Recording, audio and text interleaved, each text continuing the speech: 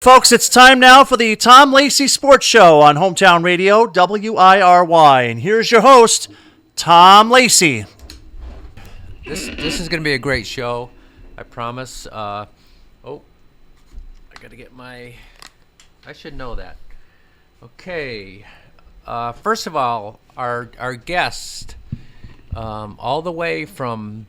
I always call it Schroon Lake on purpose, just to make people think I'm, I don't know how to pronounce it, but from Schroon Lake, formerly the all-time leading scorer in Section 7 history, Andrew Pelkey.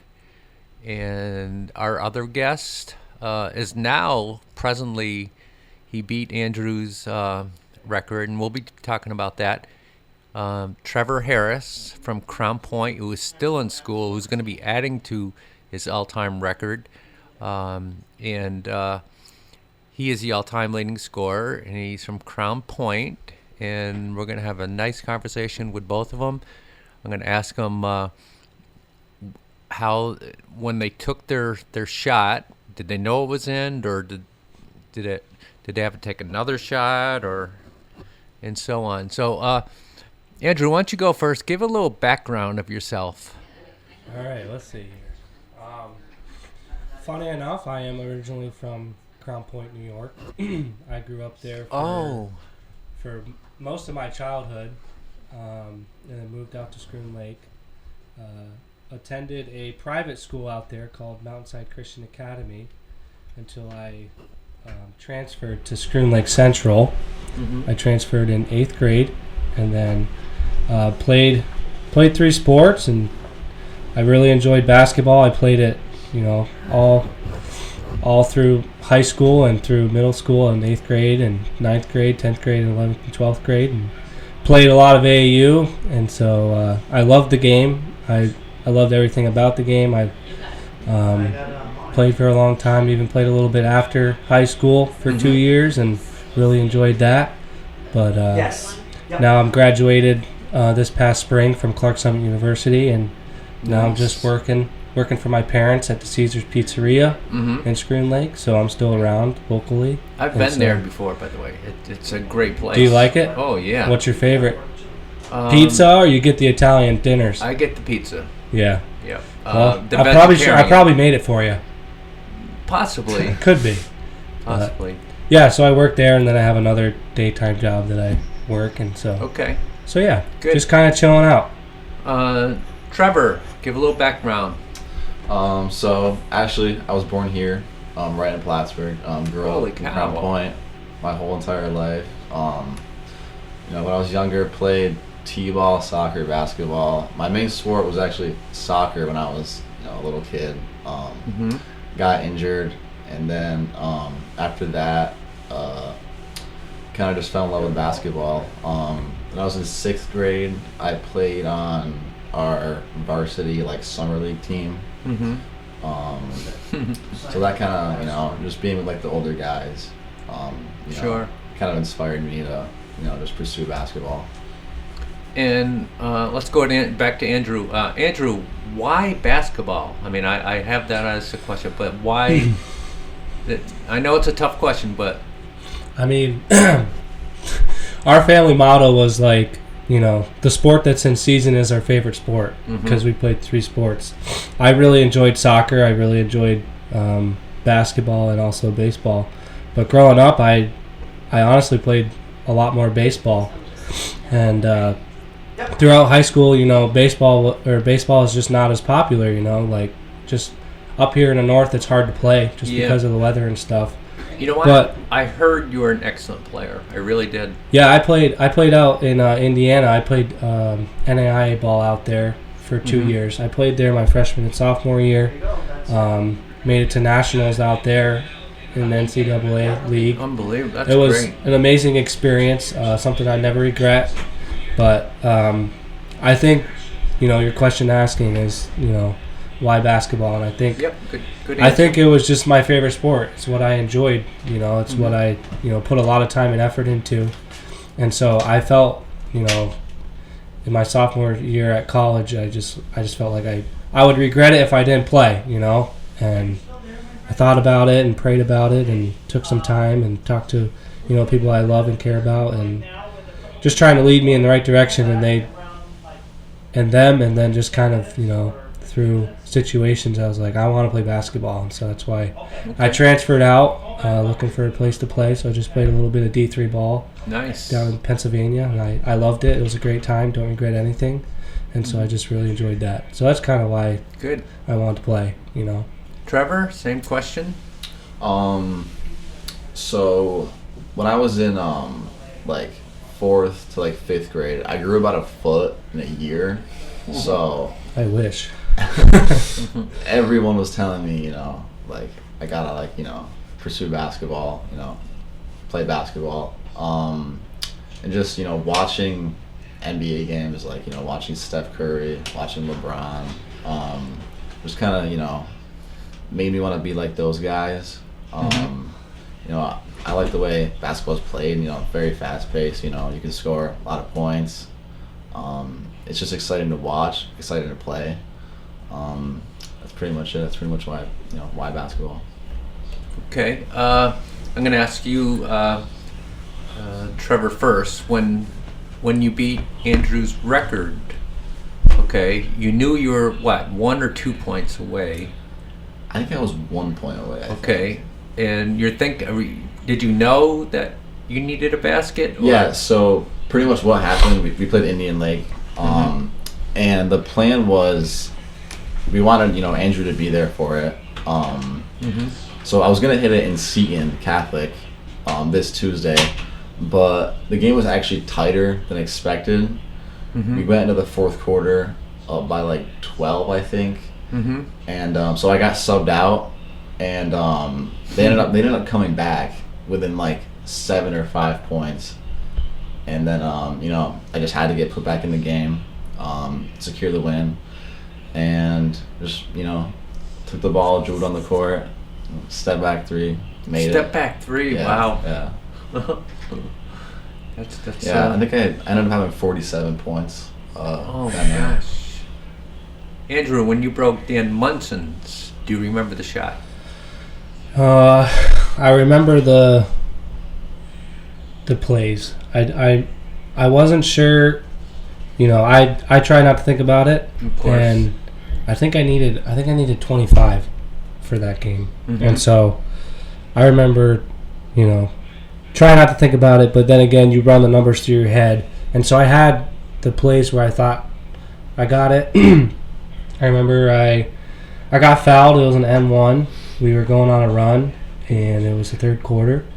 And I wasn't sure if my M1 basket was the record or not, but I knew if I made the free throw or the foul shot, I knew that it was definitely the record. And so after the foul shot, that's when I knew. And where was the game? The game was at home. Oh, at home. Against Beekmantown. Wow, yeah. Funny enough, Dan Munson went to Beekmantown.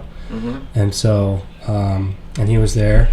And I definitely knew it was when we got the timeout. I think it was a minute later, and my coach, Lacey, told me, hey, you passed it. And so I was like, okay, good. It's gone now. Let's try to win this game. So one thing I noticed, I was doing some reporting on some games, and I can tell you the CVAC does not get the crowds that the Mountain and Valley League get. Have you guys ever seen the movie Hoosiers? Have you guys? Yeah. It's like that. I went to this Schroon Lake and Bocat Valley game last year. There was no place to sit. They had a couch there. Where was it? It was at Bocat Valley. They were going nuts. Are most games like that? I mean, what are the big rivalries? Andrew, why don't you go first?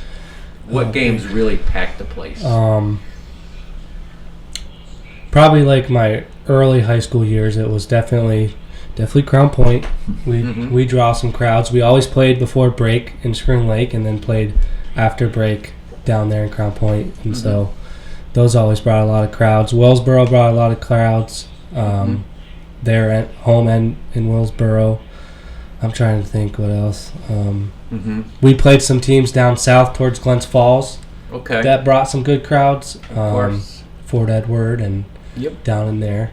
So those brought good crowds. But I loved home games. I thought we always had a good fan base, and I appreciated that, and it really does help you as a player when you got home fans that are cheering you on, and so is it like that at Crown Point? Yeah, I think we have the best fan base in the section, honestly, I'd say. Every home game is completely packed usually. Wow.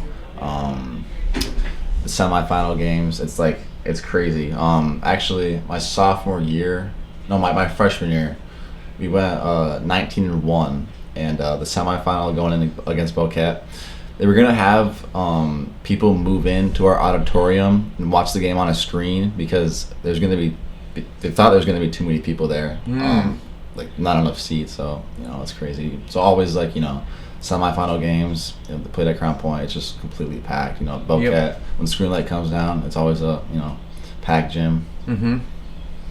Screen Lake, even back when I was in high school, was always pretty good. Every year, where did the basketball players come from in Scroon Lake? I couldn't tell you. I'm from Crown Point, so that's right. I know most of the history from Crown Point.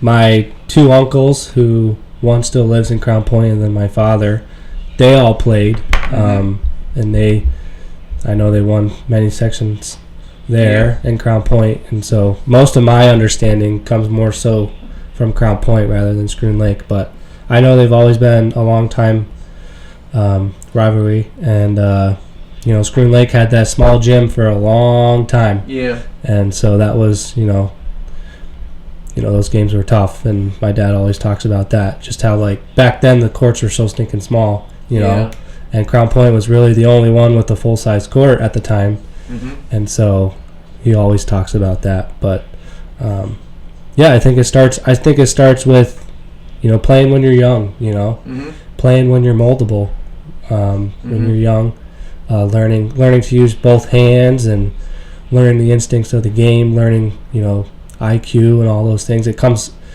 when you play in your younger years, sure. And then you'll be able to, grow with coaches around you. I give so much credit to Youth Commission in Crown Point. I learned the game there, and helped me excel later into my middle school years and into high school. So I think the biggest thing is, those first couple years, 3rd and 4th and 5th grade, So. Trevor, what is there to do in Crown Point? I have to ask that. What is there to do there? Is there a mall? No. So there really isn't anything to do. I'm lucky. I have a key to the gym at our school, so I play basketball a lot. There is War Cannon. It's like a restaurant. You can eat there. But honestly, that's about it. There's not really. Yeah, I'm not putting it down by all means. Yeah. I love Crown Point, and there's history there too, as we know. So we'll go with Trevor first. Who's your toughest defender?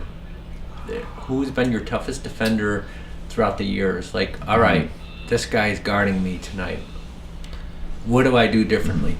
So, kid from Fort Ann. I think his name is Garrett Brown. Is his name? We always play Fort Ann. It's usually the first game of the season. And he's 5'9" and 5'10", not very tall. But I get face guarded, boxing one usually every game. But with him, it's just his closeouts, his speed. It's just really hard to get by him. It's hard to get my shot up. He has long arms, and just they're usually a good team. But yeah, my freshman, sophomore, junior year, played against him, and I don't think I scored more than 20 against him. So I would definitely say him. Okay, same question for you, Andrew. I mean, I gotta bring up Crown Point. Crown Point always put Reese Salati on me. My sister actually dates him. Really? Yeah. Yeah. He would always try to get me going, but he's a chill guy. I remember talking to him and stuff during the game. It wasn't anything it was always fun. But he was a tough defender. Trevor Bigelow from Wellsboro. he'd guard me sometimes, and there was another kid, I don't remember his name, on the same team. They would kind of switch swap. Mm-hmm. But they graduated before me, and I can't really think of anybody during senior year. How do you guys, as far as name-wise, but... Sorry to interrupt on that, but how do you guys handle, and I know it happened to both of you, when defenders start talking a little junk? Does it take you out of your game, or does it help you? Go. I've had a few over the years, try to get in my head. I don't really pay much attention to it. I'm not a big trash talker. I just, kind of like let my game do the talking, but it doesn't really get to me. Kind of just try not to think about it. Just basketball at the end of the day, but I never really, feed into it or give into it. That's pretty much it. Andrew? If I'm honest, if they start trash talking, I normally try to just talk to them. Like not in a trash talking way, like more so just like, kind of lighten the mood. Yeah. Good. I always enjoyed getting to know people on the court. Like that was kind of just like my one goal is like it's a game, and after that, after the buzzer sounds, in the fourth quarter, like it's important to, just be a class guy, Yep. Class act. I like that.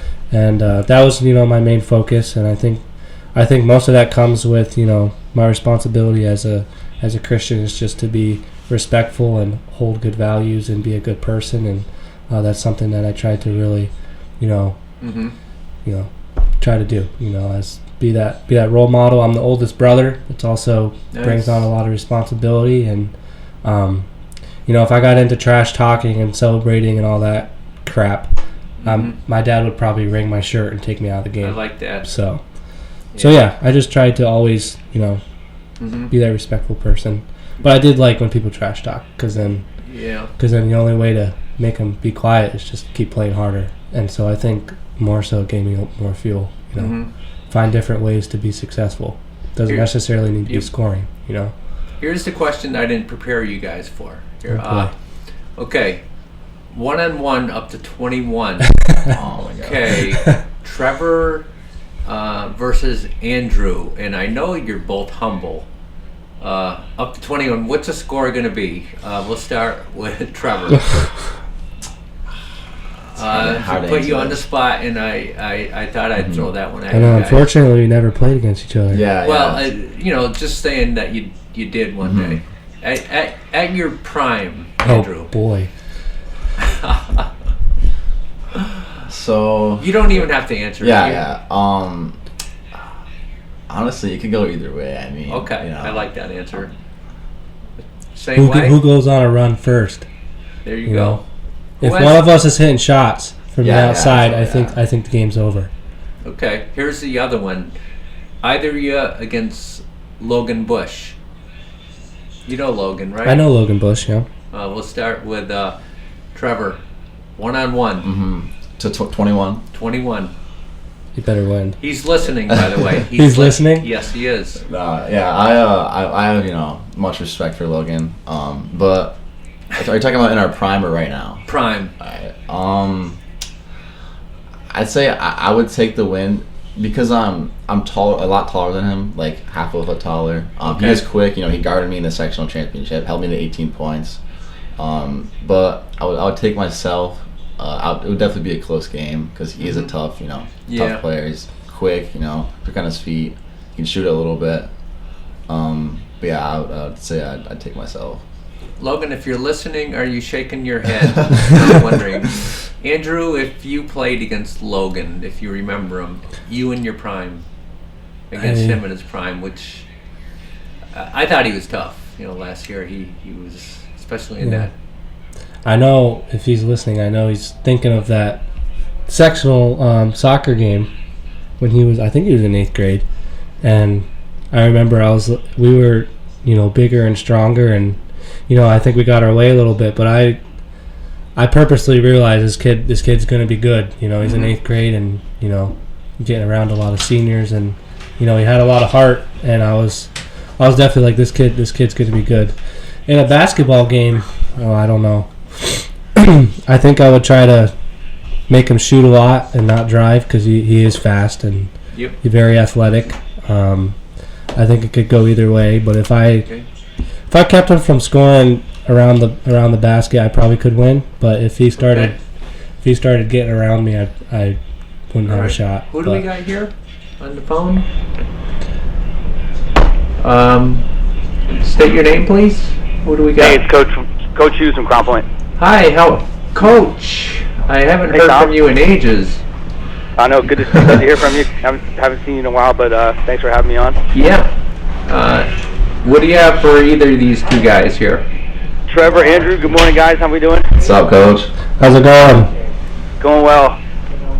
So I just wanted to chime in real quick and say, it's kind of it's a really a full circle kind of situation, because I've known Andrew and Andrew's family a really long time. Andrew's sister played AAU for me, and back in those days, Andrew was a little kid running around practice with a ball in his hand the whole time, doing drills with us, working on his game, even as a really little kid. And I know we talked about, playing as a kid and playing in youth commission, which helped make him a better player. And that's one of the things that we're trying to do in Crown Point, is to continue to build, the younger kids. And Trevor's done a great job of inspiring them and letting them see what his hard work can do with their own eyes, which has been a really valuable thing. And I know that Trevor's really proud of that. So, I was able to see Andrew play. I coached against him. He gave us 26 one night in a loss at Crown Point. Thanks for that, Andrew. And the family, just a really good family. So it's kind of cool to see Trevor go by a player who was such a great player and did such a great job of being a great teammate and being a leader. And him being from Crown Point is just kind of a really interesting way for Trevor to kind of segue into the position that he's in. So. Sure. Do you guys have practice later today? No, we're going to take today off. We'll be in the gym tomorrow. Okay. And then, we got to go to a tough week this week. We got to go to Seton, and we got to go to Bolton, so 2 tough games, and then we got to host Hartford at our place on Saturday. So we're going to have a long week in front of us. I'm going to try to make a game there, because I love the atmosphere. I'll try. I'm trying to referee now, and with my disability, and I'm doing okay. But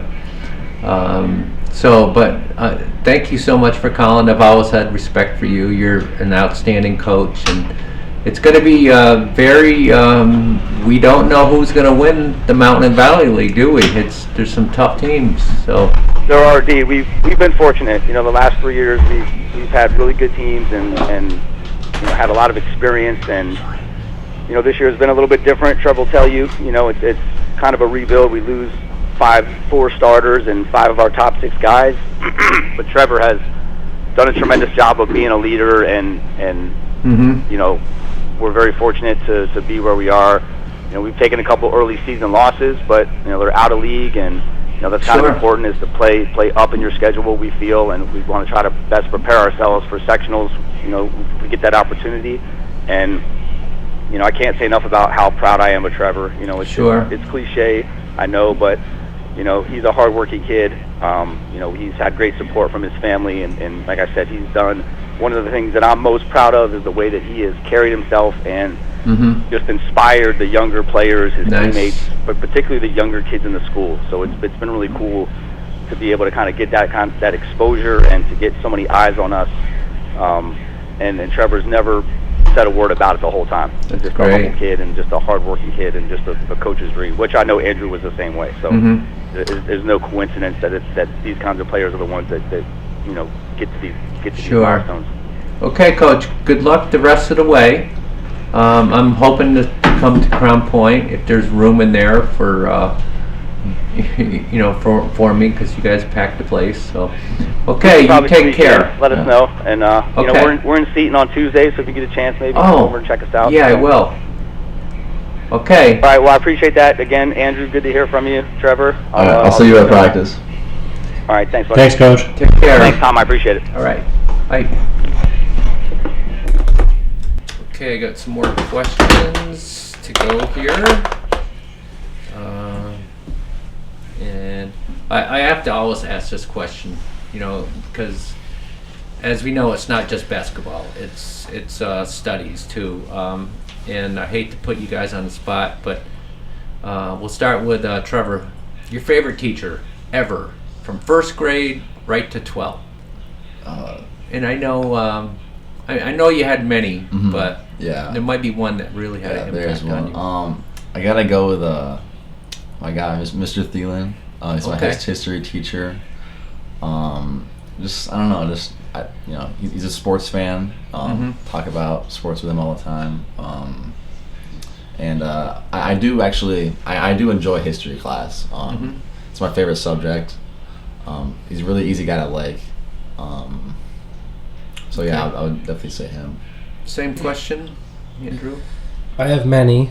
Got I to narrow think- it down. But I think my number one is definitely my English teacher in high school. Her name Nice. was Miss Bame.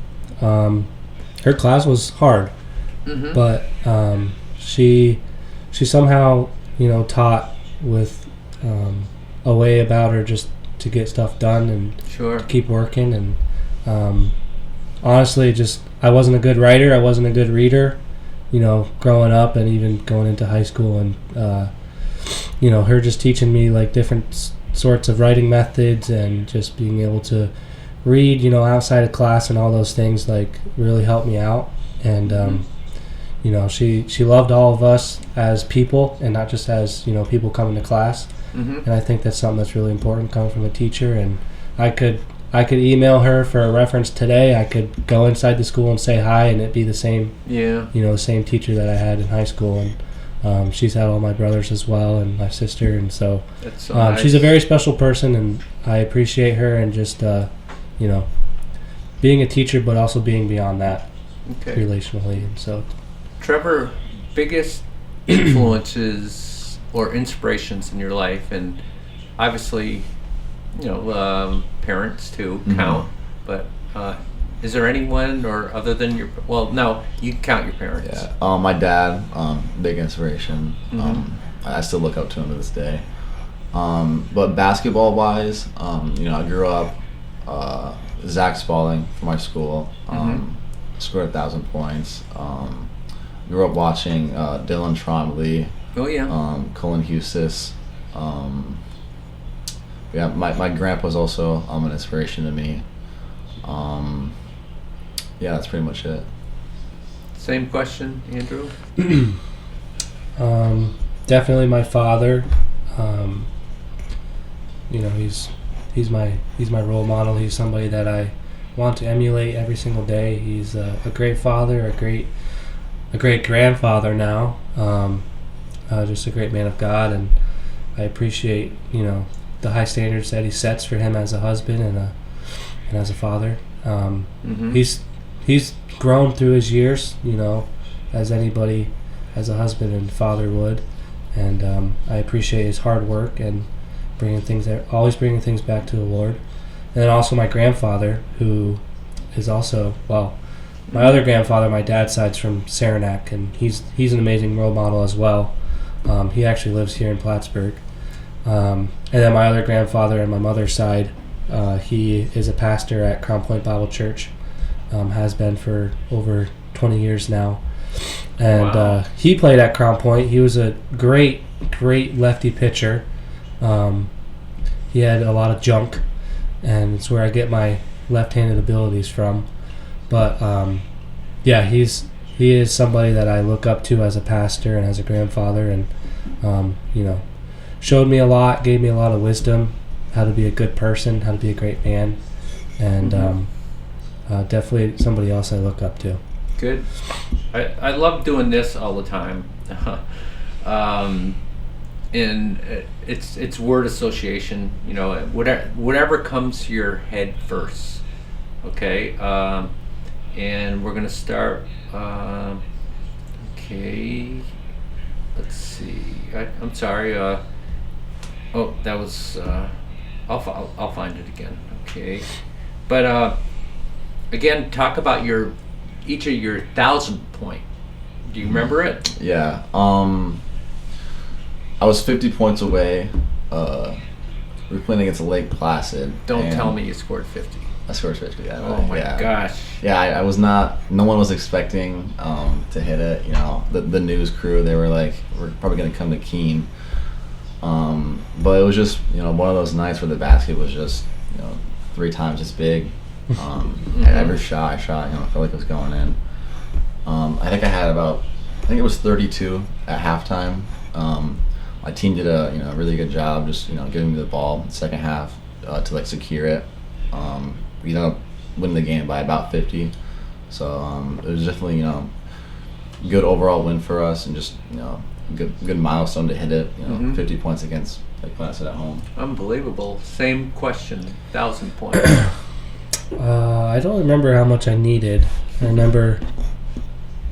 Wasn't 50, was it? No, it was not 50. It wasn't 50. No. 50. It was against Osable Valley. Okay. Which they're a tough team. Yes. At the time, and I honestly wasn't really thinking about the 1,000 points. I just we kind of needed to win, and that was important. But I don't remember if it was in the first half or second half. But I remember it was the first half. Actually, it was the first half.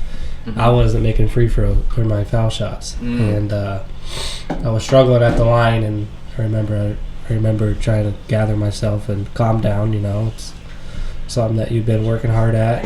Getting a milestone, and I remember calming down and finally settling in. And I think I got it in the second quarter, but ended up getting the win, which was most important. So okay, here we go with word association for Andrew first. First of all. Real quickly, you have to do it real quickly. College basketball. What do you think? Superior. NBA. Washed. Draymond Green. Annoying. I'm not sure about this one. New York Yankees. Have too much money. Crown Point High School. In high school? No, Crown Point High School. When you played against them. Always fun. Bocat Valley. Again, good competitors. Bolton.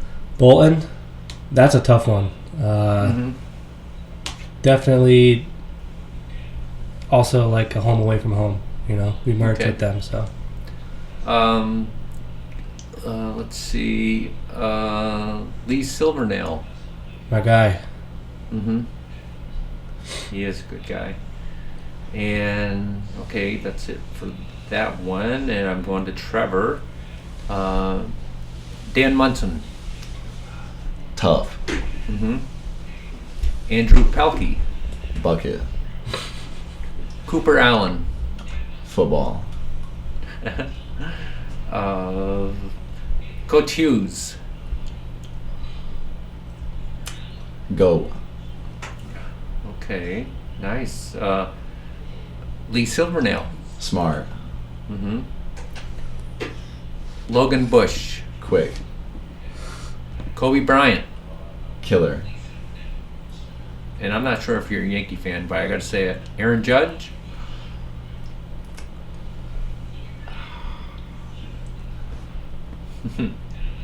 I can't really think of a word right now. That's okay. Don't worry. You're probably not a Yankee fan. Yeah, I'm not. Do you guys remember Dennis Rodman? Yeah. Okay, I did have a question on that, and if you did a little research, if you ever watch his highlights, he was annoying, but he was a great defender. Now, the question I'd like to ask on this is, if those two played against one another, who's getting kicked out first, Draymond Green or Dennis Rodman? Which one's getting kicked out first?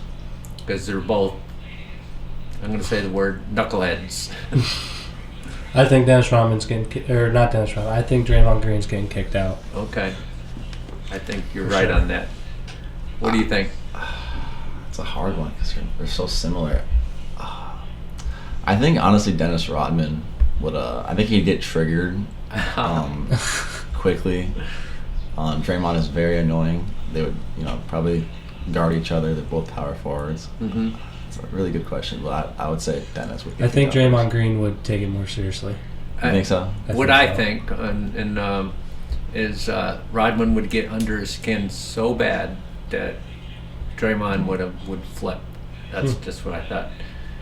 One thing I don't like to talk about myself because it's not about me, but one time I played against. I worked for the Department of Corrections. Mm-hmm. And I had training. I was a recreation director. I had training at Clinton, and Tupac was there in the gym. And what I like to do, I had a break. I went in there and started shooting baskets, and he's in there. And he challenged me one-on-one up to 21. And I'm going to tell you guys, flat out trash. He was trash. It was 21-3. But he said you're not bad. But I'll never forget that one. So That's okay. funny. Well, we got to go to our next guest. I'd like you guys to stay if you'd like. If you don't, I understand. But Coach Conover, and I have to give him a call. Plus, we have to do a break too for our commercials and departing comments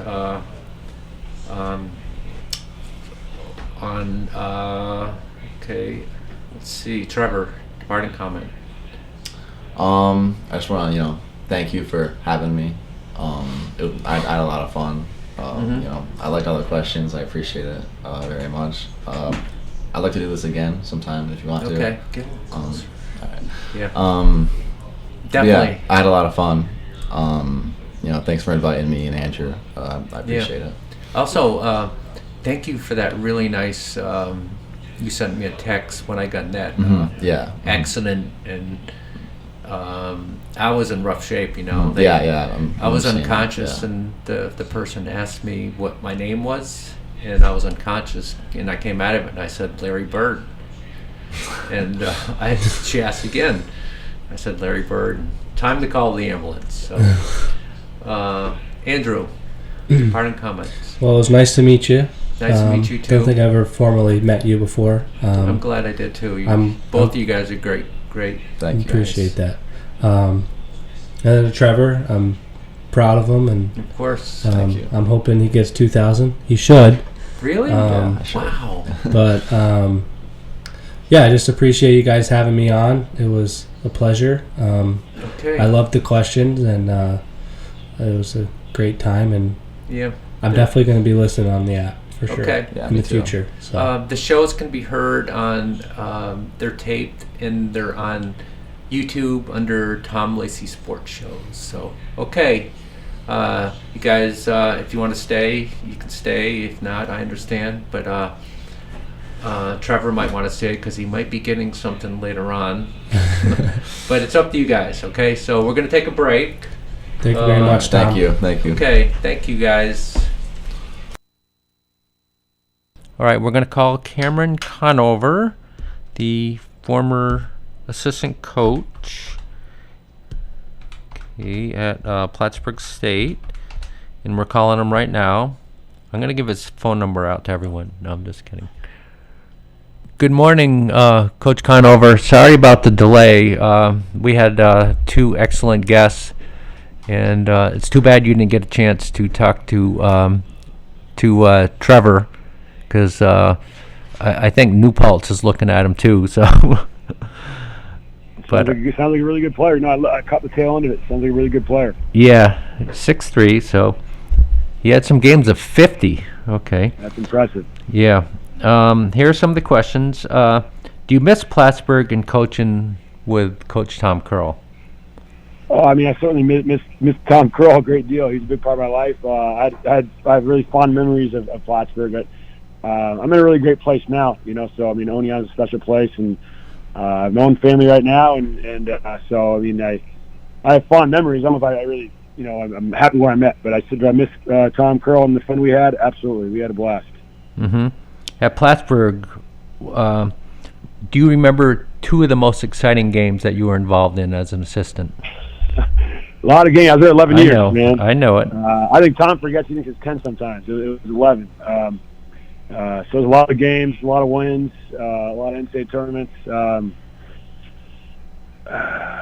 Obvious one, I think, that stands out. We had a home playoff game to go to the Sweet 16. King's College, if I'm not mistaken, went to overtime. That was an excitement. It was standing room only. I mean, the gym was sold out in advance. Just big shot to big shot. Both teams battled, and fortunate for us, we won that. I was thinking that's 2008 maybe. I mean, there's so many of them. You can't forget the one at St. John's Fisher. Oh boy! Oh my gosh! Yeah! Holy cow! St. John Fisher. We were down that game. It was against Rochester at St. John Fisher. Mm-hmm. So we played Rochester, University of Rochester, really storied program. And we were down. I think we were down 17, maybe 10 to go or something like that. And we battled back, got it to 2, fouled them on a 1-and-1.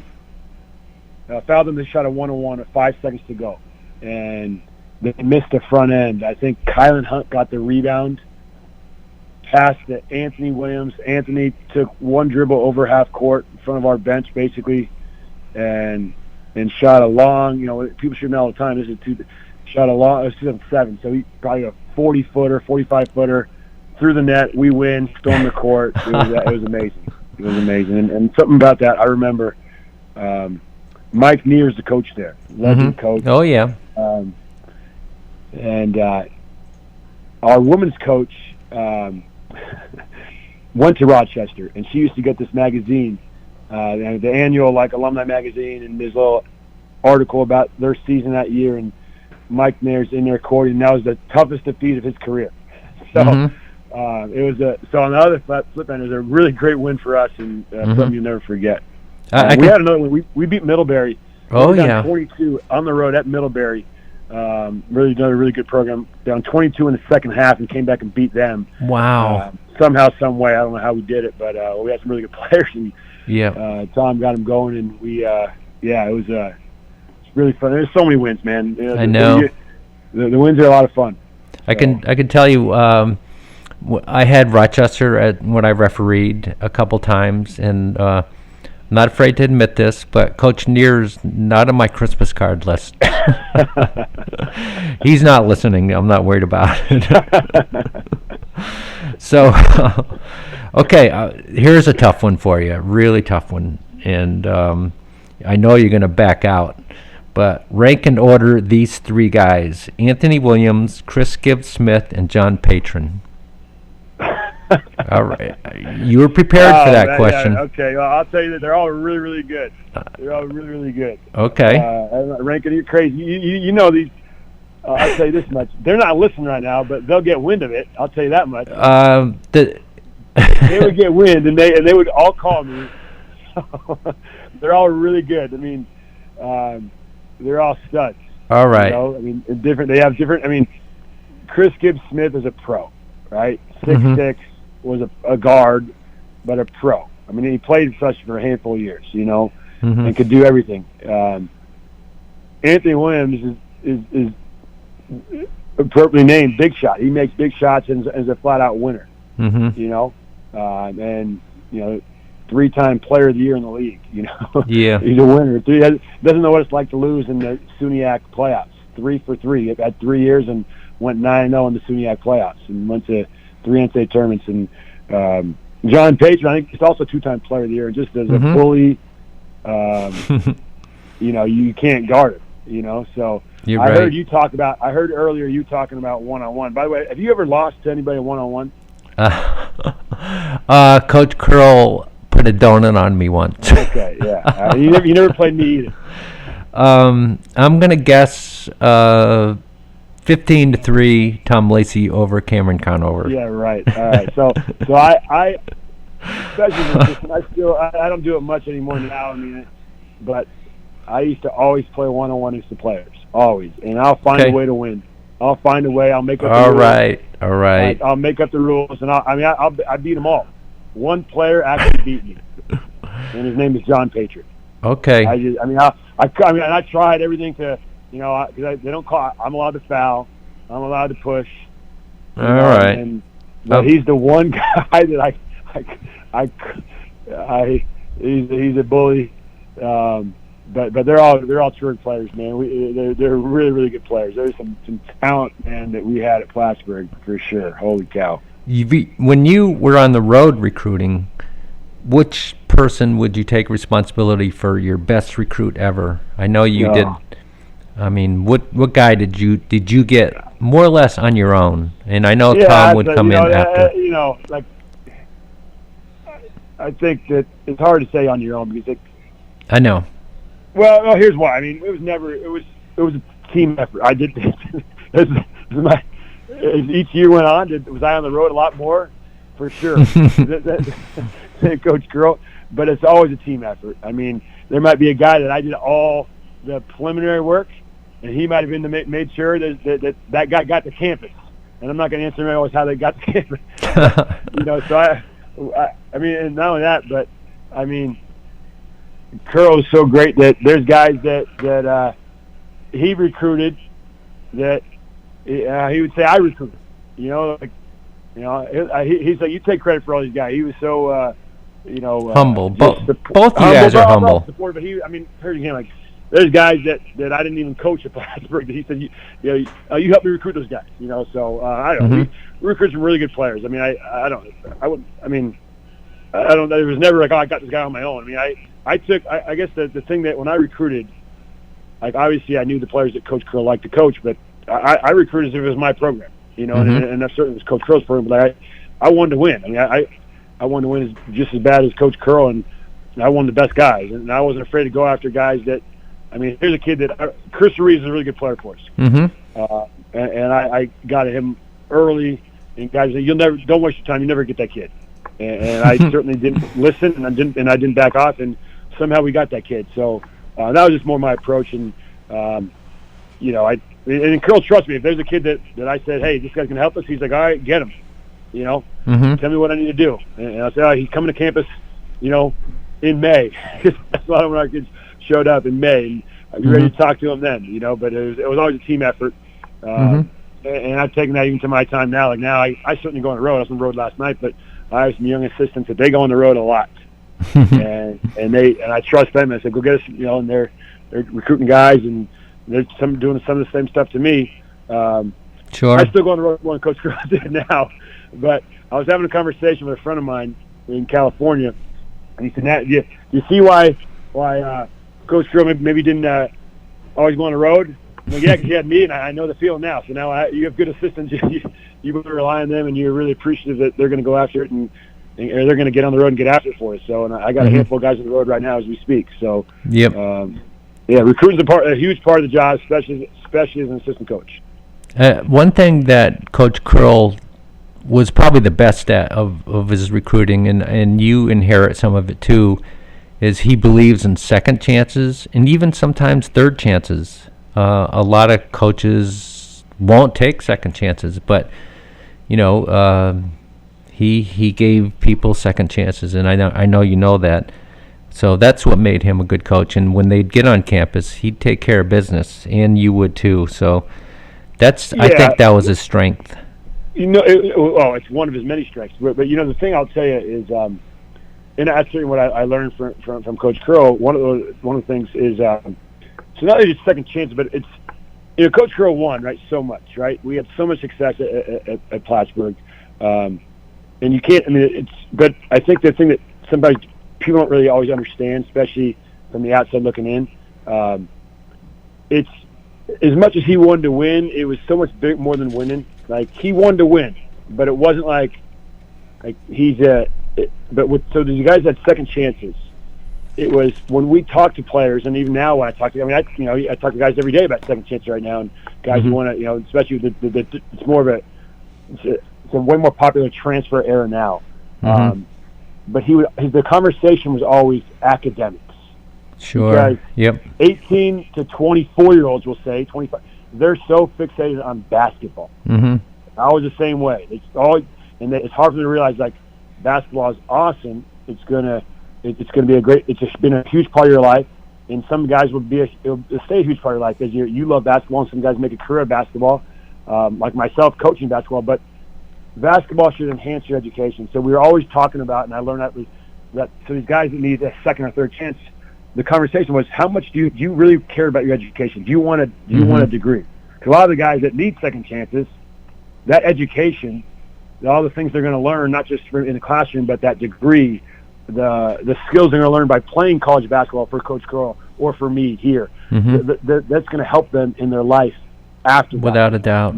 So so it wasn't just like but if we talked to a kid that needed a second chance that we knew, if they didn't seem interested in education, well then it wasn't going to work out. And sometimes the kids aren't going to buy into go into study hall. And we've had a couple of them, of how getting that degree. Then they might not. That second chance they're not going to get that second chance. Yeah, but good point. Certainly, Tom Carroll, and I think that, I mean, the guys that we got with second chances, you talk to them, they remember that, and those and typically the second chance guys, they're a little bit older, and they appreciate a coach talking to them. Hey man, it's not always just basketball, which basketball is important, but this guy cares about me more. He wants to see me get a degree, and so I can go on and have a great life. Okay, what is the does the NIL have any indirect effect on you at all? Any indirect effect? Sure. I mean, it's not. When I say sure, it's not like it's we're watching the football playoffs right now in Division I. And explain what NIL is first, because NIL stands for basically I don't think anybody truly knows, right? It's still it's still like it's still the term everyone uses in the sports is the wild west out there. But even at our level, we have enough friends at different levels, and it really NIL stands for name, image, and likeness. But it's a way to pay players. So players are getting paid at the highest level. But it's really for the sports that really make a lot of money. And the books I read, the experts I've talked to, the sports that make money are college football, college basketball, men and women, and that's about it. But really, if you look at their because some of these other programs, like, they're not going to make money. They're too much to operate, But they generate a lot of revenue. But how it affects us? Sure, it affects us because I'm recruiting 18-year-olds just like Alabama football is recruiting 18-year-olds, and oftentimes, like, I'll have a player on my team that played with a high-level prospect that has, maybe realistic NBA aspirations, and so their boys, they grew up with a kid who's getting recruited by the team that's really offering him money. So the players that I recruit, they're not going to get real money from NIL at any Division III school, really, but they don't know that, and they think so. The kids talk about it. They all, they're on, if you're around young people, or really anybody, but especially that age, they're addicted to their phones, and they're seeing this kid get a bag, as they call it, or this kid, this kid's going to get this offered this. So, but it's not affecting us the way it is at that level. I mean, that level you're certainly, that Division I level. I mean, it's the haves and have-nots. I think it also affects us a little bit because what's kind of happening now is any really good prospect, we're all junior colleges now. So if Onion or Plattsburgh has a really good player as a freshman, I mean, that we kind of stole from someone else, and that people missed the boat on him as a high school player. If he has a really good year, I mean, mid-major can come and poach him, and they could offer him money, and it's happened a lot. And so if it's not to us a great deal now, it's going to continue. It'll get there. I mean, I know some Division II schools that, I mean, they have NIL money. They have, this is not. I mean, they're offering kids $25K, which is not a lot of money to Alabama, but it's a lot of money for Division II and III. So it's definitely trickling down a little bit, and I still don't think at the Division III level it's going to be. We don't make money. I mean, the coaches don't make enough money to. I know. If we're not making, we're not. I don't see it can't be something that's sustainable. I just don't know why. And I also don't. I mean, I don't. If you can afford to pay players, great. But I also don't like I think in high school now, and I was just in Southern California with our team, and so I just keep bringing that because it's really populated out there, a lot of people, and I think what it's doing to youth sports is, I mean, parents, they think their kids are going to go make them money, so I love sports. I played sports. I never thought of money ever. Same here. Player, I just wanted to play. I still love to play. Like I said, I still, if my body's still good at it, I'm going to play a player one-on-one if I can. If you were here right now, Lacey, I'd play you one-on-one. I'd kick your butt. I know you would, because I have a disability, by the way. No, because all you think you can do is shoot, and I just get up in you, and you can't dribble. All right, cut it out. Okay, should they move the 3-point line back? Should they? In my opinion, I don't want. You're busting on me a little bit, so I have to change the subject. Should Fair they enough. move it back? I say yes, a foot. You say a foot, so back to them. Yeah. Why do you say yes? Because we're getting away from getting the ball inside. Okay. Yeah. So it's funny. My team, we still go inside. I like to go inside. And, Okay. sometimes my players get frustrated. You don't like threes. I love threes. If we can make them, you know. So I want to go. We certainly emphasize going inside first. You know, I guess, you know, so, you know, you hear a lot about it. I mean, I wouldn't mind the three back. I guess why? I mean, kids are already shooting them so deep anyways. I mean, Yeah. So if we think it can really benefit, you know, getting the ball more inside, it's certainly help with spacing more. I'm glad where it's at. It's certainly the high school line that it used would. Because, I mean, the college and high school line were the same about, 10 years ago? Yeah. That is so close. I mean, I was a high school. Move it back. Yep. You forget how close it was. You know, I'd have no problem moving. I don't think too much about it. It's still a decent. I mean, you really can't on the college line. You can't go further back on the corners. We're about the same as the NBA on the corners. You don't have room in the court. But could you go out, you know, above the break? Yeah, you could probably go out another foot like the NBA. And I don't think too much of it, but I wouldn't be opposed to it. Yeah, we got another 5 minutes because I know you have practice at 10, and Yes. you better get up there. So I got to ask you this one: best female tennis player you've ever played in Plattsburgh? Let me see. There's a lot of good players up there. Let me see. I'd probably say Anne-Marie Curl. There you go. There you go. Anne-Marie Curl. And then she's very good. Did she ever beat you? She never beat me. All right. And she never beat me, but she's tough. She Yes. was, I would talk a lot of junk to her. And then I also played her in doubles a few times, and mixed doubles. And her partner was Tom Curl, her husband, and that was ugly. We beat him pretty bad. You know, that was ugly. So, but she's really good. But you know, I felt bad with a partner with Tom Curl, and I think he got frustrated and left the court. But she showed good sportsmanship.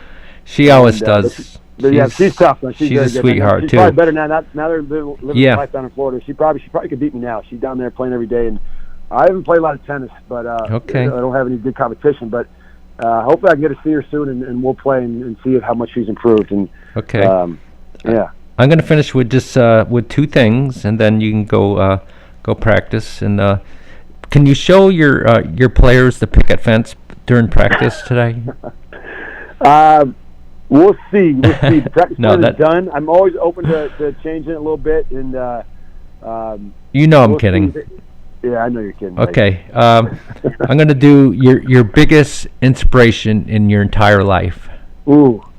You know, I mean, the easy one is growing up. You know, I'm an old man now, but with my dad for sure. I know. I think that I have a find a way moniker. It's just kind of we put on like I just believe in that. And it's just it's something that we say, players say, and you know, I think I got it from my dad. Like, you know, just well, I don't know, man. We'll know if we can get that, but we'll find a way or something. You know, so Yeah. Just, Your dad's disabled, correct? Yeah. So he broke his neck. He almost survived death a few times. Broke his neck, multiple surgeries. You know, C2, C4, C5, C6, C7 vertebrae in his neck, and that was a really tough time. It was 15 years ago. He was 65, and but survived multiple rehabs. And you know, one thing I was thinking with Plaster at the time, and Coach I spent like 6 weeks out there in the summer, which is not normal for a basketball coach. And I think I went out for a 10-day break right before practice in October and spent time with him, and just to see him, you know, the fight to be able to kind of walk again. He walks, you know, with some very it's challenging, but you know, he's up on his feet. He's he tough. can't move his neck at all. He's tough, just like you. He's just tough like you. No, but yeah, so see him do that, and that's just, you know, we also have a thing in our team. We take the stairs. You know, we check in hotels, and you know, it's only 3-4 flights, but we take the stairs, and something that, you know, I like that. We're able-bodied, and if you know, so I know that. Yeah, so my dad's a great athlete, man, a great athlete, and I didn't know that. Good. You know, every time I think about, you know, taking an elevator, I'm gonna take the stairs. You know, if I think about Yeah, so for sure, that's the easy one right there. But Yeah. I have a lot of other people too. I've had a lot of good people in my life that have been great mentors to me, and so. But I'm easily motivated too. So, but certainly, I'd say the first one in my life is my dad. Okay, I'm going to finish with this question. Did you ever coach against Coach Curl? And if so, how did it go? I'm not sure if you did or not.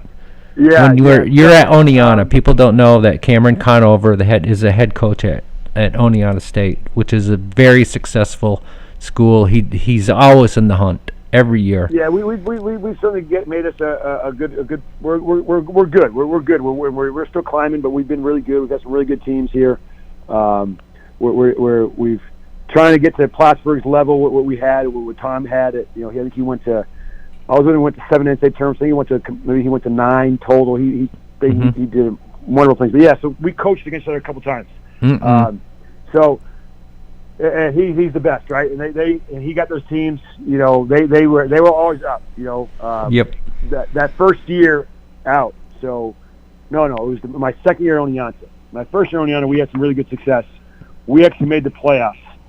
We had a better year than Plattsburgh, but they beat us. They every time we played them, those guys, I'd recruit all those players, and they were my guys. They got up and they kicked our butt. I mean, we played. They played tough. We actually got to the championship game that year. They had beat us twice in the regular season. They always had our number. The next year, my second year, I graduated a bunch of good players. We had all freshmen. We had a good recruiting class my first year here. We had all freshmen and sophomores. And we kind of were finding our way. We were average team 500, and Plattsburgh was loaded. And they smacked us again. And we found a way to get to the playoffs. And then we had as a 6th seed. And I was so envious that Plattsburgh was hosting. I was like, I just want to be a part of it. Some of our guys, we got to the Final Four in Plattsburgh, and we played in the championship game. And they were the better team, but we fought and fought and fought. They had patron, and they just wore us down like the last 10 minutes. And they earned that, obviously. And so they had our number, and we just couldn't beat them. And my players wanted to beat Plattsburgh so bad, and they really wanted to do it for me. And it was Tom Curl's last year. I think it's probably what, maybe drove him out of coaching, because he just couldn't stand losing to me. Our last year, and this is worth looking up one day. Our last year, all those guys, I still recruit all those guys. And I think it was 2019, the last time we played Plattsburgh. And they're still very good. They're an NCAA tournament team. Well, we're finally, and we had never beat them, and we're finally playing tough. We're playing tough. I think we're going to win this thing. And Plattsburgh, they always beat us. They just think we're not going to lose. We're not going to lose to Oneonta and Cam. We're not going to lose. We're not going to lose. We're just not going to lose.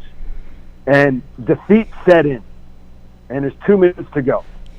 We're up double digits. They lose their minds. All those guys I coached, including Tom Curl, because they just couldn't. We're actually going to lose this. Them. They get 4 technical fouls in probably 20 seconds. Actually, no. I mean, it was a dead ball. It was literally. You've ever seen Oprah when she used to give away cars? Like, you get a car, you get a car. Yeah. Talk about it. It was literally, you get a tech, you get a tech, you get a tech. All their players, because our guys were like, it was our home game. Our crowd was going nuts, and we had finally beat the mighty Giant. And so that game, and Tom Curry can tell you this. All right, I've always said this before that, and Tom knows that, and he bought into it too. You're only as good as your last game. So my last game, coaching against Tom Curl, I'm 1-0. All right, nice. And it was and we won in great fashion. I think we were up 10 or 11 at that point. We ended up winning by 20 because my gosh, Kevin Mackin got 8 free throws in a row and made 7 of them because of their techs. They lost their mind. So that's the only game I truly remember. I know I talked about those other games, but I don't really remember. They're kind of fuzzy. But that last game I remember, and we're 1-0 against Tom Curl in that game. So he went out on the against me. That's funny. He's going to listen to this eventually. I played him in golf too. I did beat him in golf too. I don't know if he probably won't be listening, but I did beat him in golf, and I won't play him again in golf either. Well, I want you to get up to practice. You're a friend for life. Just want to let you know that. And I'm going to be at your game here, and I'm probably going to be doing play-by-play, and I'll be interviewing you, and hopefully we'll see how things go. Win or lose, will you still do the interview? Absolutely, no doubt. Okay. And possibly you're right. No doubt. No. Okay. Absolutely. Certainly will. All right. Love you, pal. You take care. Thanks so much, Lacey. Okay. Bye. All right. Bye. We're gonna take a break right now, and then we're gonna get to our next guest, which will be Aiden Pearl, star athlete at Seton, now in college at Harvard University, and I want to talk to him about that. So we're gonna take a little break. So far, it's been a great show. We have another guest here.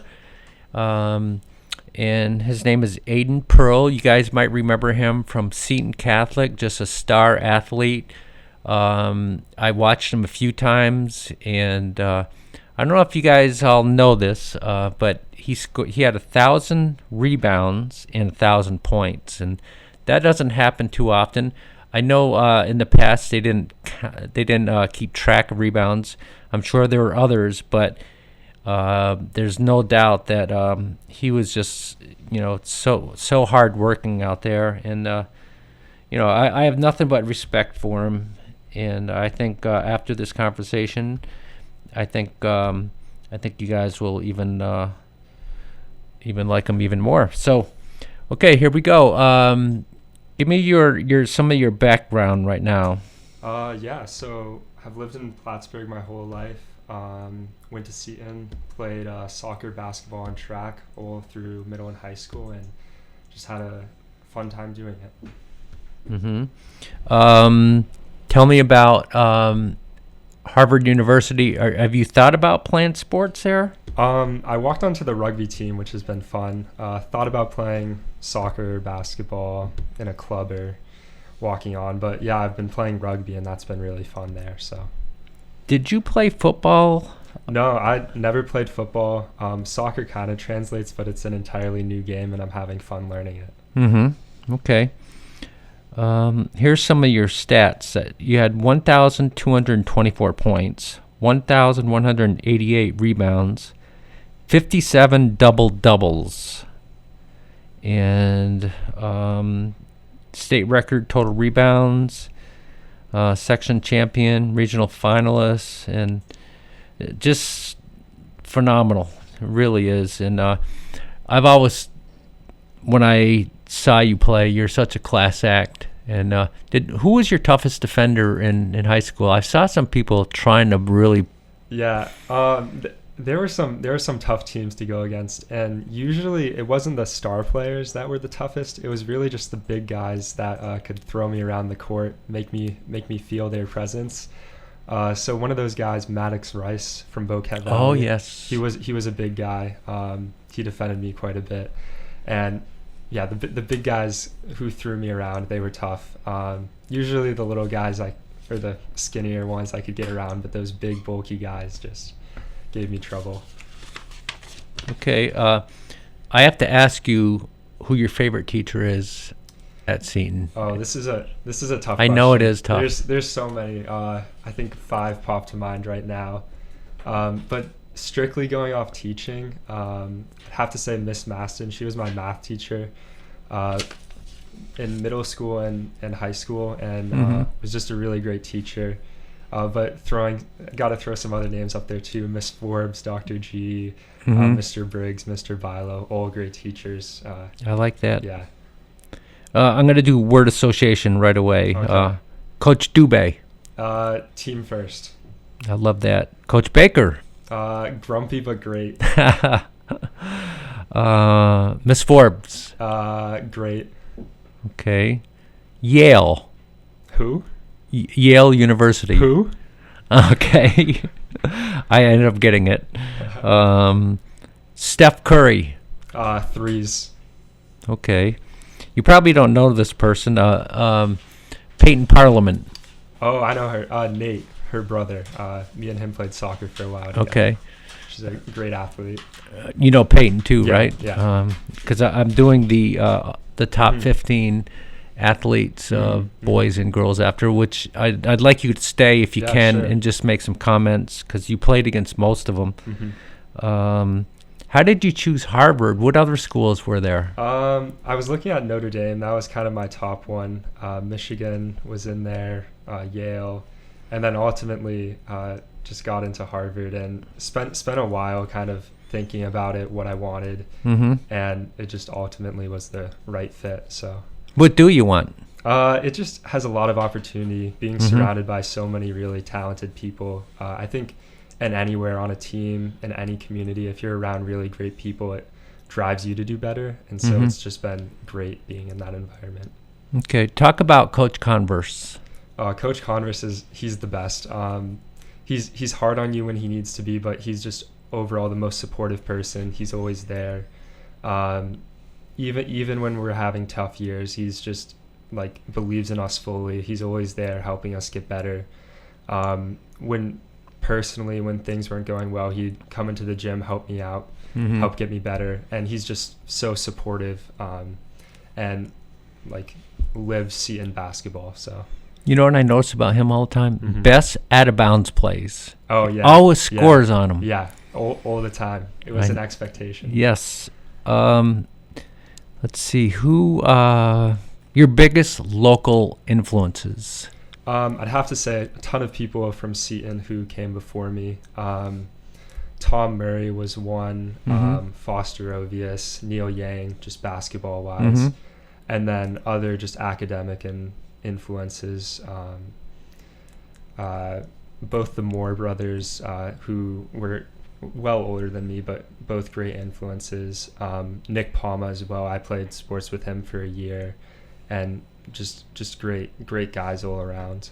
Talk about your parents. Yeah, they're both great influences too. I mean, my biggest supporters. They're always at my games, helping me out. Really couldn't ask for better parents. I know your mom, and I know a lot of your uncles. I competed against them. I think they know me. If you ever name drop. What's your favorite sports movie? Sports movie. I love a good sports comedy. The movie Dodgeball. Questionable sport, gosh. But it's a great movie. Gosh. Really? Dodgeball? Okay. Yeah, there's some other more like lighthearted serious movies, but that's love pretty a good neat. Laugh. Do you miss playing basketball? Oh, of course. Just going every day with the team and working, having that schedule, knowing the tough opponents coming up, and just working to prepare for them. There's really nothing like it. Love being in the gym. Have gone this year to practice just to be back, and it's been great. Can they guard you when you practice? Oh, not at all. Not at all. They're improved though tremendously. Yeah. Good for them. I always root for Coach Converse. I like him, even though he's little ornery sometimes. But I mean that in a positive way. Yeah. He knows I like him a lot. So, okay. How did you score your 1,000 point? Do you remember it? Yeah, I mean it was against Willsboro. I think it wasn't too memorable. I think it was from like the foul line, just a little jumper. Got around some guys and went in. It was a tight game too, so it was a fun one to do it in. Because of time limits, I just have a couple more questions, and then you are going to help me though. Have some comments when I start naming the top 15. Okay. I always love asking this question.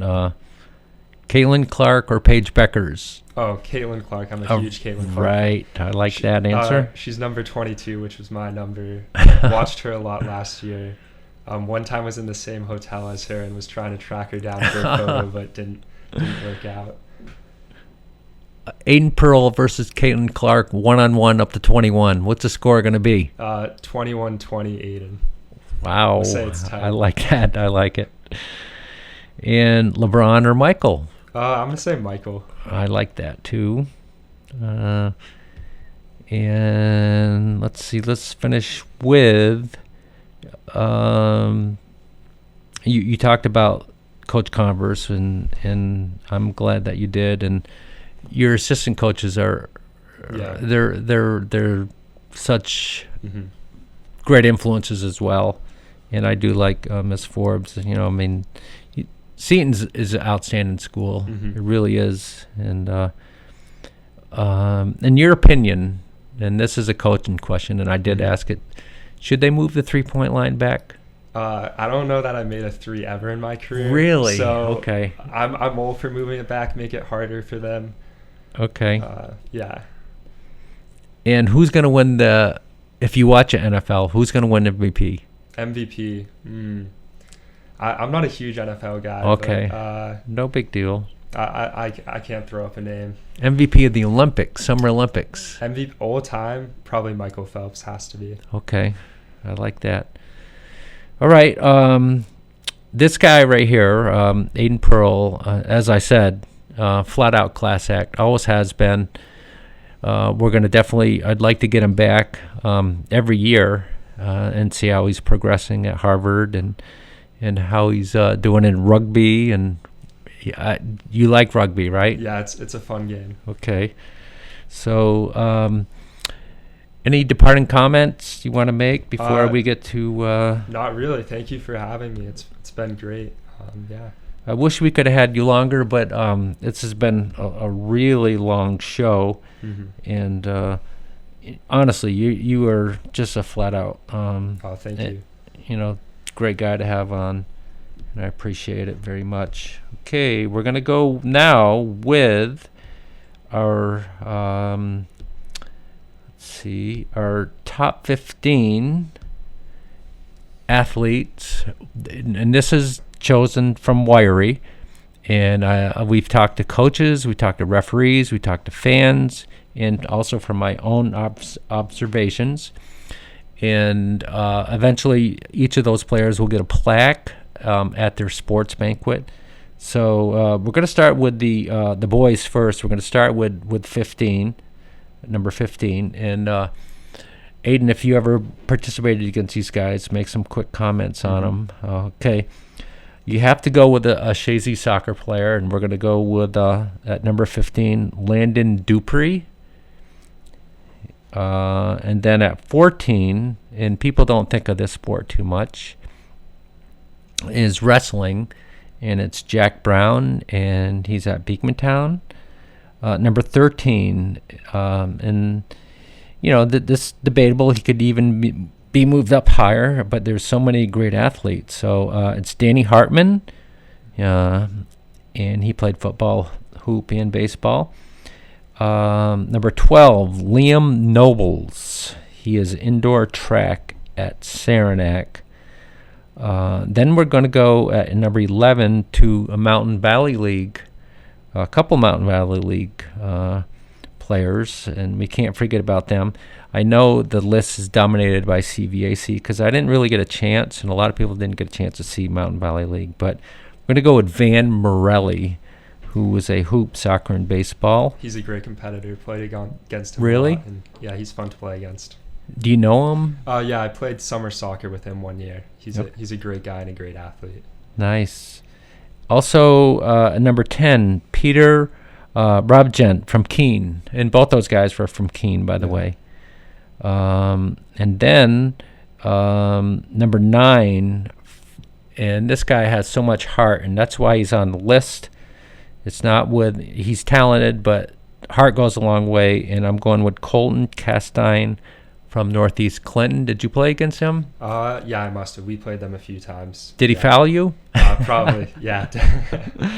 Okay. Number 8, and I like this guy so much. He does the little things. You look at him when he's on the court, and you're going to say he's not going to do much, but he ends up with 22 points, 15 rebounds, and it's Carson Duffield from Saranac. He was one of those tough big defenders I'd go against. Then number 7, this guy just signed a scholarship to attend Manhattan Division I as a pitcher, and he goes to Beekmantown. He played football, hoop, and definitely baseball. Steve Bronson.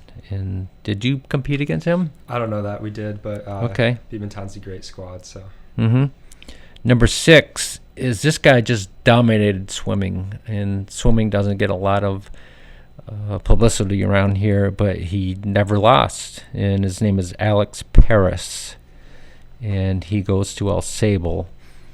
Number 5, unfortunately, this guy got injured this year in football, but he definitely belongs on the list, and it's Josh Sand. He really did a nice job at quarterback this year, and unfortunately he got hurt. We have at number 4 a soccer and baseball player from Chazy, and you have to have Chazy soccer players in there because they're in the Final Four every year, and it's Maddox Tyndall. Maddox Tyndall from Chazy. Number 3 from Plattsburgh High School, and football, baseball, and I think he was track as well. I'm not positive, but Dominic D'Angelo, really good athlete. And at number 2, football player at Peru, track at Peru.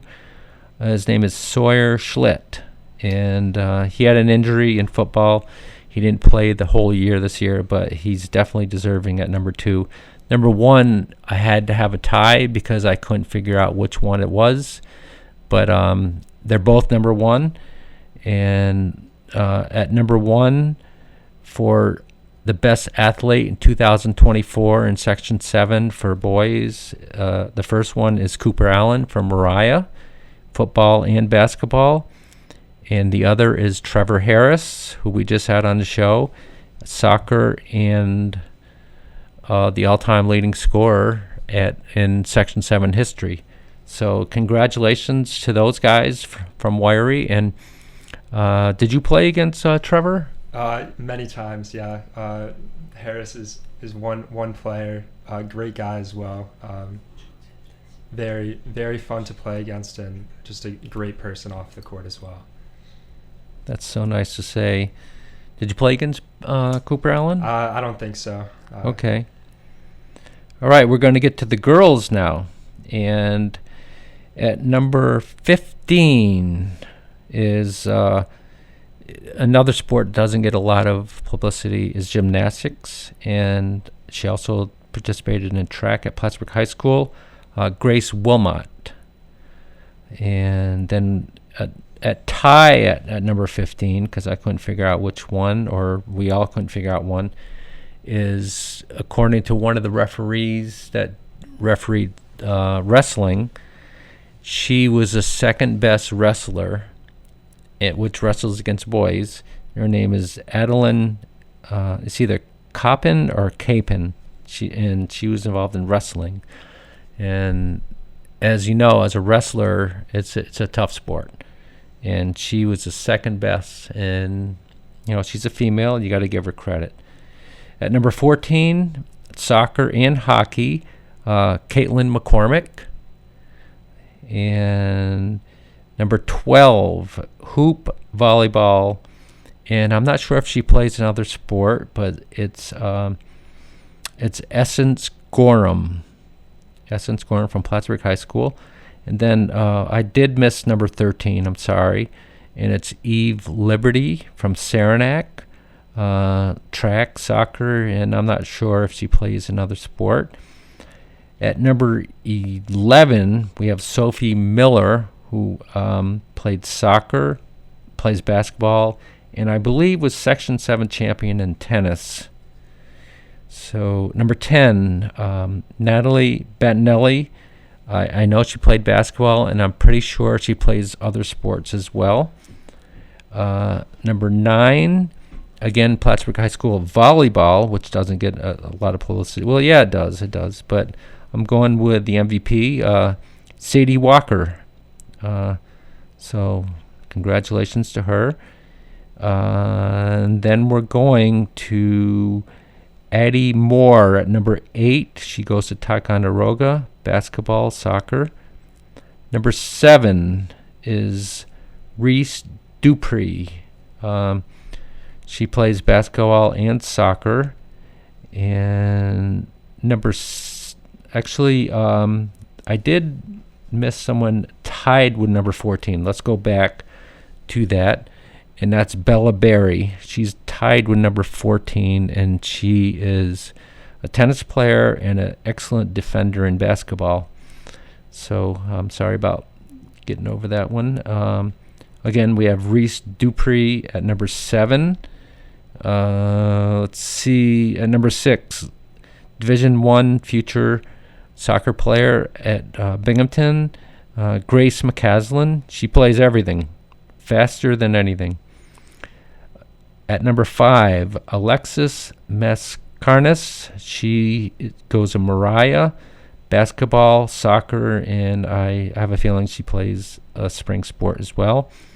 Number 4, Bailey Hewson, excellent soccer player, really quick in basketball, and I think she plays softball as well, but I'm not positive. Number 3, and this person is one of the best soccer players at Plattsburgh High School, Amaya Abelard, and I know she plays soccer, but I'm not sure if she plays any other sports, but she was phenomenal. Number 2, I'm pretty sure she played flag football, but right now she's the best female basketball player in the area. She's going to a Division II school on a scholarship, and at number 2 is Brenna Ducat. And at number 1, this person she plays every sport. In fact, she even played football when she was younger against the boys and was unstoppable. And she also played in an AAU tournament with the boys and probably was the third best player out there, and they won the tournament. But her name is Peyton Parliament, the top female athlete for 2024 in Section 7. She played flag football. Her favorite sport is soccer, and also she plays basketball. So just want to congratulate all those people, and I know we're going overtime right now, and I want to thank Wiry for allowing me to do this. I'm very sorry for going overtime. We had a lot of outstanding people on our show, including the guy that's right next to me right now, and I wish I could have talked to him a little bit more, but I'm going to give him another shot. So we're going to say goodbye. Enjoy your weekend, and I have to say, go Giants. Okay. Take care, everyone. You've been listening to the Tom Lacey Sports Show on Hometown Radio, WIRY. Join us again next week for another great show.